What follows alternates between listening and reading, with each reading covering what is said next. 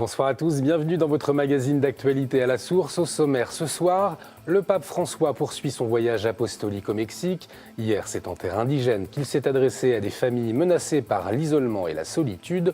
Nous y revenons dès le début de ce journal. Alors que la situation se dégrade de jour en jour en Syrie, nous entendrons le chercheur Frédéric Pichon de retour de Damas. Dans le diocèse de Nanterre, 200 adolescents cheminent vers le baptême. Dimanche, ils ont reçu l'appel décisif par leur évêque, une première dans ce diocèse pour des jeunes.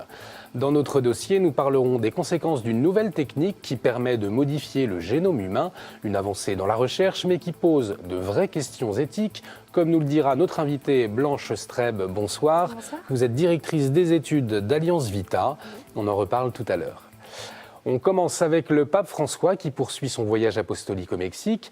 Aujourd'hui, il est à Morelia, à l'ouest du pays, l'une des régions les plus frappées par la violence. Juste après cette édition, vous pourrez vivre en direct sur notre antenne le temps fort de cette journée, la rencontre du Saint-Père avec des jeunes.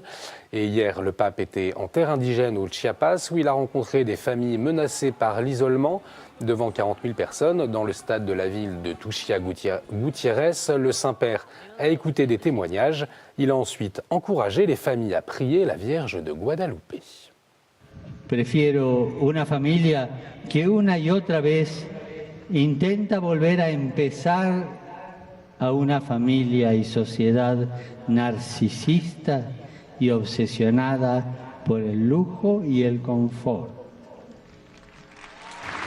Prefiero una familia con rostro cansado por la entrega a familia con rostros maquillados que no han sabido de ternura y compasión.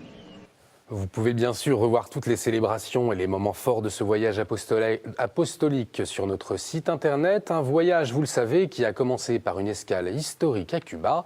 Vendredi, pour la première fois depuis le schisme de 1054, un pape et un patriarche de Moscou se sont rencontrés. Après un entretien privé de 2 heures, le pape François et le patriarche Cyril ont signé une déclaration commune. L'un des principaux thèmes portait sur la situation des chrétiens d'Orient. Le frère Franck Lemaître du Conseil pontifical pour la promotion des chrétiens revient pour nous sur cette déclaration. Dans cette déclaration, le patriarche de Moscou et l'évêque de Rome prennent l'engagement de l'unité, de travailler ensemble au témoignage commun de l'Évangile. Ils signalent les difficultés concernant les églises catholiques orientales ou la situation en Ukraine qui ont pu rendre cette rencontre difficile dans les derniers temps. Il y a aussi dans cette déclaration ce qui n'est pas dit, par exemple l'encouragement à prier ensemble pour les orthodoxes russes et les catholiques. Ce qui est important, c'est de ne pas en rester à la relation bilatérale. Il faut que cette rencontre historique, elle serve, elle soit au bénéfice de l'unité de tous les chrétiens. Je pense qu'on peut compter sur le pape François, son sens de la catholicité, pour que l'horizon de l'unité de tous les disciples du Christ soit celui pour lequel nous travaillons. En Syrie, la situation dans le pays se dégrade de jour en jour. Hier, au moins une 50aine de civils ont été tués. 5 établissements médicaux et 2 écoles ont été bombardés. L'Observatoire syrien des droits de l'homme et la Turquie dénoncent des bombardements russes. Les pourparlers de paix en Syrie, qui devaient reprendre à Genève en fin de semaine, semblent compromis. Explication avec Frédéric Pichon, spécialiste de la Syrie, tout juste rentré de Damas. Les Russes sont en train d'instaurer un rapport de force qui, il faut bien le dire, est tout à fait favorable à Damas. Et les développements récents montrent quand même que la politique occidentale est prise à son propre piège, c'est-à-dire que la Turquie est en train de bombarder, par exemple, des unités kurdes que la France et les États-Unis soutiennent depuis plus d'1 an. Et c'est là que, si vous voulez, les choses deviennent beaucoup plus claires. Le double jeu de la Turquie, en particulier, et de l'Arabie Saoudite, sont là mis au jour. La paix viendra lorsque tout le monde aura accepté, effectivement, de lucidement faire en sorte que le bain de sang s'arrête. Mais je ne crois pas que ça passera par une chute d'Assad. Personne n'y a intérêt, on n'a pas de plan B. Ou plutôt, on sait très bien qui le remplacera si jamais il venait à tomber. Aujourd'hui, le diocèse copte orthodoxe de Saint-Malo en Égypte a célébré la première commémoration du martyre de 21 coptes égyptiens assassinés en Libye il y a un an par des djihadistes de l'État islamique. Plusieurs hommages ont été rendus au cours de célébrations. En Afrique, au Burundi, plusieurs attaques à la grenade ont visé hier des quartiers de la capitale Bujumbura. Un enfant a été tué. Le jour même, l'Union européenne a annoncé qu'elle allait prendre des mesures en suspendant son aide financière et appelle le gouvernement à dialoguer avec l'opposition. Les Burundais doivent s'appuyer sur la déclaration des droits de l'homme pour sortir de la crise qui agite le pays depuis 10 mois, selon le père Mani Rambona, prêtre burundais. Les droits de l'homme en Europe sont déjà un acquis. Mais je pense que c'est un acquis que la communauté européenne, l'Union européenne pourrait partager avec les Burundais pour les aider à s'ouvrir à ces droits, savoir qu'il y a des droits qui existent et que la liberté de l'un s'arrête là où commence la liberté de l'autre. Je pense que s'il y a des conflits aussi, ça va dans ce sens. Sur place, les gens se disputent, mais chacun voyant son intérêt, voyant ce qu'il craint. On a évoqué par exemple la notion de génocide. C'est une notion qu'on connaît beaucoup et que malheureusement on risque d'exploiter. Alors il faudrait que la communauté internationale puisse aussi participer à éviter l'amalgame, parce que c'est pas tout massacre qui doit être qualifié de génocide.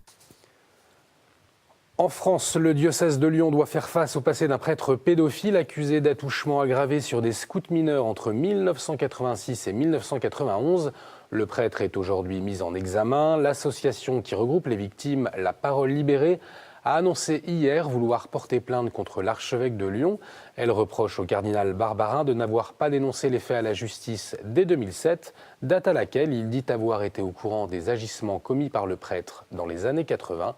La semaine dernière, le cardinal Barbarin s'exprimait au micro de nos confrères de RCF Lyon, une interview réalisée par Philippe Lansac. Moi, pourquoi je n'ai pas dénoncé? Parce qu'il y a prescription canonique, j'aurais pu faire un procès canonique. Il n'y avait pas de plainte d'aucune des victimes. Ensuite, du point de vue canonique, c'était des faits anciens. Ils avaient déjà, quand j'apprends les choses, plus de 15 ans ou 16 ans. Et en 2014, pour la première fois, une victime s'adresse à moi. On a vraiment des échanges et il m'explique, ce trouble profond. Il me dit, je sais très bien que j'aurais dû porter plainte avant 38 ans, mais je l'ai pas fait. Et maintenant, les faits sont prescrits. Et pourtant, c'est une grande révolte à l'intérieur de moi. Tout à fait compréhensible. Alors à ce moment-là, je consulte Rome. Et Rome me répond en disant, non, il vaut mieux arrêter tout ministère, même si les faits sont très anciens et prescrits. C'est ce que j'ai fait. Voilà. Donc, quand les délais sont arrivés, à ce moment-là, on a arrêté son ministère, sa fonction de curé. Après, il se retirait sans ministère maintenant. Si la justice civile dit qu'il y a prescription, je demanderai à Rome la levée de cette prescription pour qu'il y ait un jugement canonique qui soit fait et une condamnation qui soit exprimée, parce que je crois que la justice, elle fait la paix, si vous voulez, à l'intérieur de la société et dans les cœurs. Et donc un jugement qui est rendu, ça dit une vérité et ça c'est quelque chose qui libère. C'est Benoît XVI qui avait obligé à dénoncer les cas de pédophilie aux autorités civiles en 2001. Alors cardinal, il avait envoyé un texte aux évêques du monde entier sur le sujet. C'est ce qu'a rappelé hier au Vatican dans une déclaration la commission pontificale de la protection des mineurs présidée par le cardinal Sean O'Malley, archevêque de Boston. Dimanche, dans le diocèse de Nanterre, 200 adolescents qui se préparent au baptême ont reçu l'appel décisif par Monseigneur Petit, l'évêque du lieu. Cette grande étape, célébrée chaque année le premier dimanche de Carême, est normalement réservée aux adultes. C'est à l'église Stella Matutina, dans la commune de Saint-Cloud, que la célébration a eu lieu. Parmi les jeunes, âgés de 11 à 17 ans, Lucas, notre journaliste Caroline Potier, l'a suivi pour cette journée. Des moments de complicité comme celui-ci, Lucas et Amanda seront amenés à en vivre régulièrement. Ce collégien de 13 ans a choisi cette jeune femme comme marraine. En ce premier dimanche de Carême, il s'apprête à exprimer son désir de conversion. Un projet mûrement réfléchi pour lequel il a déjà de nombreuses attentes. En allant régulièrement à la messe, il y a quelque chose que j'ai beaucoup envie de faire, c'est enfant de cœur. Dès que je serai baptisé, ce sera une des premières choses que je vais faire. Je pourrai demander pardon à mes péchés à Dieu. Je pourrai aussi recevoir le sacrement du malade. Je vais me rapprocher de Dieu aussi. Pour sa mère, qui a préféré lui laisser le choix, cet appel décisif est la première étape du chemin de foi de son fils. Il se trouve que son papa est de confession musulmane et donc par respect en tant qu'enfant et individu et par rapport à l'éducation que moi-même j'ai reçue, je m'étais dit je ne veux pas lui imposer une religion. Je lui ai toujours permis de partager tout ce qui apportait du bonheur et de la joie. Je pense aussi que lui-même, ça peut-être lui a apporté quelque chose qui lui a donné envie d'aller au-delà de juste être un participant, mais être acteur aussi. Tout comme Lucas, ce sont environ 200 adolescents qui ont répondu à l'appel décisif dans l'église Thala Matutina de Saint-Cloud. Une première pour le diocèse de Nanterre qui a voulu ainsi approfondir la démarche vers le baptême. Le baptême, c'est pas seulement quelque chose d'individuel, de personnel. C'est un baptême dans l'Église. Et en recevant cet appel décisif, on montre bien que la dimension est une dimension d'Église. Chacun d'entre nous est appelé par son nom, de manière personnelle et unique, mais en même temps, nous sommes appelés à constituer le corps de l'Église. Une démarche habituellement réservée aux adultes. Chaque année, ce sont plus de 160 catéchumènes qui demandent le baptême sur les 81 paroisses que compte le diocèse de Nanterre. Dimanche, c'était aussi la Saint-Valentin. Une vingtaine de couples du diocèse d'Avignon ont choisi de vivre la fête des amoureux avec l'opération Saint-Valentin autrement. Elle a été proposée dans toute la France par 9 mouvements d'église. À Avignon, un dîner en tête-à-tête était bien entendu au programme, mais pas seulement, comme l'a constaté notre journaliste Olivier François. Vous pouvez noter... Raphaël et Marie, mariés depuis 8 ans, animent ce soir un repas de Saint-Valentin, pas comme les autres. Au menu, des astuces pour mieux aborder les problématiques liées au couple. Même si c'est traité très rapidement, là, c'est 2-3 lignes, mais en fait derrière il y a de vrais sujets qui peuvent vous pousser après à la réflexion entre eux, de se dire oui c'est vrai, on en est où sur ce point-là, tu te rappelles on avait parlé il y a voilà, et puis au final qu'est-ce que ça donne? Topos et jeux viennent combler les moments d'attente entre les plats. Des sujets tels que la sexualité, la prière et la communication en couple sont abordés par Raphaël et Marie, puis évoqués en amoureux. Une soirée de Saint-Valentin inhabituelle pour ces couples chrétiens, même si chacun d'eux a gardé la liberté de vivre la soirée comme il l'entendait. Ce qui était bien, c'est que oui, il y avait des choses différentes, c'est-à-dire qu'on n'était pas obligé de prendre un chemin qui était celui des textes, et qu'il y avait des activités. Et nous, on a fait à notre sauce, quoi. Donc, je pense que toutes les personnes qui ont passé la soirée se la sont appropriées, voilà, avec des parcours divers, et ça, c'était bien. Le plus important, ce tête-à-tête exclusif où les conjoints s'attellent à nourrir leur couple. Une soirée comme ça, pour nous, répond à un besoin actuel, où on a besoin de prendre du temps de qualité, on a besoin de se retrouver, on a besoin d'être à deux. Et on a besoin aussi de nourrir l'âme, parce que le corps et la psycho, c'est bien, mais si on ne nourrit pas l'âme, c'est une coquille vide. Plus de 70 activités proposant une Saint-Valentin autrement ont réuni plus de 1000 couples à travers la France, permettant ainsi un moment d'intimité passé à deux, sous le regard du Christ. Des amoureux se sont aussi retrouvés au sanctuaire de Lourdes ce week-end. 250 couples ont renouvelé leur sacrement de mariage en présence des reliques de Louis et Zélie Martin. Samedi, une veillée a rassemblé 500 personnes à la basilique Notre-Dame du Rosaire. Témoignage. Vivre une Saint-Valentin différente pour nous renouveler dans notre amour et c'est ça en fait, c'était vivre autre chose, trouver autre chose pour la Saint-Valentin. On a une famille avec 7 enfants, donc ça, on a vraiment besoin de se redire notre amour et de prendre du temps l'un pour l'autre. On allait se présenter devant la Sainte Vierge ou le Christ et voilà, et devant un prêtre et on se redisait un échange de consentement qui nous venait du cœur, c'était pas forcément celui du mariage, voilà. Nous on s'est redit presque les mots du mariage en se redisant voilà, je te rechoisis comme époux, je me redonne à toi pour t'aimer, te chérir encore et toujours pour la suite de notre vie. Voilà, et c'était devant Dieu et puis le prêtre nous a bénis. Et après, il nous a offert une prière de Louis et Zélie Martin. Et après, on est allé auprès des reliques de Louis et Zélie Martin pour confier nos intentions, la suite de notre chemin. Et on continue notre édition avec notre chronique Vue de Rome. Cette semaine, Bénédicte Luto nous parle de l'échange de lettres entre le pape Jean-Paul II et une amie philosophe.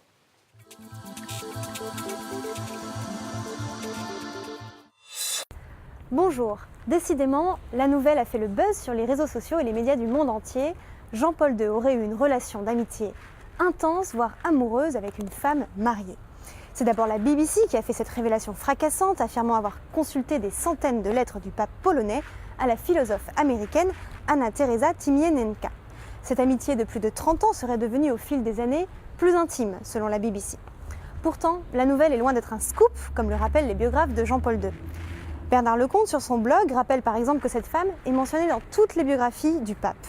Qu'elle fut d'abord intéressée, puis fascinée, puis amoureuse de lui n'a jamais fait aucun doute, explique Bernard Lecomte, tout comme le fait que le cardinal Wojtyla ait gentiment mais fermement résisté à ses avances.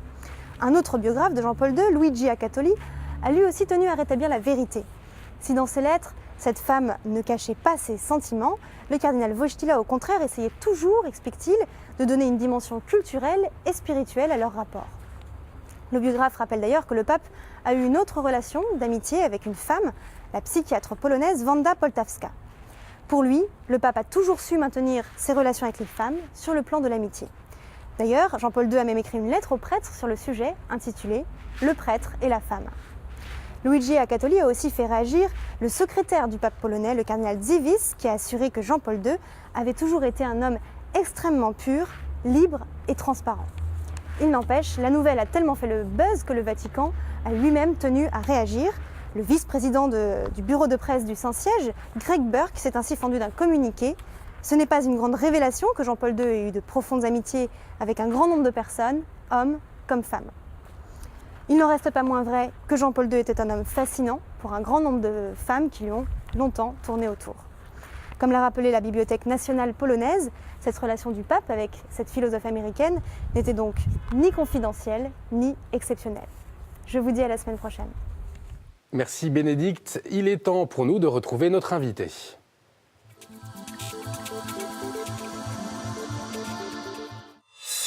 Aujourd'hui, on va parler bioéthique avec une nouvelle technique pas encore parfaitement opérationnelle, mais qui laisse entrevoir des perspectives vertigineuses en matière de recherche. C'est le CRISPR-Cas9. Alors, c'est un petit peu compliqué à prononcer, mais Blanche Streb, directrice des études d'Alliance Vita, va tout nous expliquer aujourd'hui. Alors, pour commencer, qu'est-ce que c'est que cette nouvelle technique de modification de génome humain ? Alors, le CRISPR-Cas9, c'est une technique de génie génétique qui consiste de manière assez simple, finalement, à couper le génome d'une cellule, à couper l'ADN d'une cellule végétale, animale ou humaine. Et en fait, ça fonctionne avec une enzyme, Cas9, qui est paramétrée, qui a une sorte de tête chercheuse pour, une fois intégrée à une cellule, venir reconnaître un morceau d'ADN qu'elle va pouvoir couper. C'est un peu comme du traitement de texte, finalement, c'est aussi simple que ça. On peut couper un mot et le déplacer, l'ajouter ailleurs. Alors, cette nouvelle technique, qu'est-ce qu'elle va permettre à l'avenir ? Alors, elle ouvre des perspectives en termes de thérapie génique qui sont absolument, j'ai envie de dire, fabuleuses. On peut, avec cette technique, et il y a beaucoup de travaux déjà en cours, espérer aller soigner des maladies génétiques comme la myopathie de Duchenne, comme des maladies dégénératives de l'œil et d'autres pathologies. Il y a beaucoup de recherches en cours sur cette technique du CRISPR-Cas9. Et est-ce que ces techniques aujourd'hui, elles sont encadrées ? Alors, ces techniques, quand elles touchent à la thérapie génique, sont encadrées s'il y a des essais cliniques, elles sont encadrées comme n'importe quel type de recherche. Et elles ne posent, à vrai dire, pas vraiment de problématiques éthiques. Là où le problème éthique vient se présenter à nous de manière assez vertigineuse, c'est si on imagine aller utiliser cette technique sur l'embryon humain ou sur des gamètes. C'est là que se joue vraiment l'enjeu éthique de cette technique et c'est là où nous lançons un vrai appel. C'est une ligne rouge à ne pas franchir. Alors justement, vous vous intéressez depuis le début à cette nouvelle technique et vous tirez une sonnette d'alarme. Quelle est-elle ? Alors, en effet, l'Angleterre déjà a autorisé la modification du génome d'embryons humains, même si ces embryons seront détruits. C'est des embryons issus de fécondation in vitro qui sont utilisés. Et effectivement, nous tirons une sonnette d'alarme parce que c'est tout à fait imaginable, et cela sera sans doute fait, que ces techniques soient appliquées à l'embryon ou à des gamètes. Et là, les enjeux éthiques sont très, très importants parce que cela fait émerger la perspective du bébé à la carte. Parce que si nous allons modifier le génome d'un embryon pour lui retirer une pathologie, ou on pourra aussi choisir d'intégrer un caractère. Et les enjeux sont les suivants. Il y en a plusieurs, mais le premier est que si nous modifions un embryon humain au stade de quelques cellules, nous ne saurons pas si cette technique va vraiment être efficace ou va en tout cas marcher sur chacune des cellules.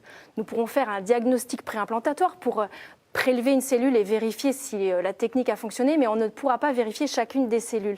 Et donc cet embryon, s'il est implanté dans un utérus en vue de faire naître un enfant génétiquement modifié, nous ne saurons pas finalement si toutes les cellules sont modifiées. C'est ce qu'on appelle un effet mosaïque, et c'est cet individu lui-même, ainsi créé, qui sera le propre cobaye de cette technique dont il a entre guillemets pu bénéficier. Et c'est seulement son état de santé, son développement futur qui nous montreront ce que les implications de cette technique.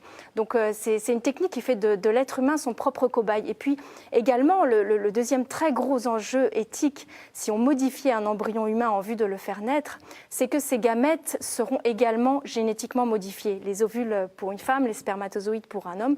Et en ce cas-là, cette modification génétique va être transmissible de génération en génération, avec des perspectives tout à fait méconnues et qui vraiment posent des questions éthiques très importantes à l'humanité aujourd'hui. Ça peut être quoi les risques, ces perspectives méconnues justement ? Eh bien, il y en a de nombreuses, et le principal, il a d'ailleurs été soulevé par un scientifique que nous avons suivi, qui s'est exprimé au colloque de Washington en décembre récemment, qui nous explique très bien que lorsqu'on éteint un gène, on ne sait pas si ça ne va pas prédisposer à une autre pathologie. Et donc c'est vraiment, ce qu'il faut bien comprendre, c'est que le génome est d'une très grande complexité. Nous ne pouvons pas nous résumer à un simple code-barre. C'est bien plus compliqué que cela, et il y a tout ce qu'on appelle l'épigénétique qui régule notre génome.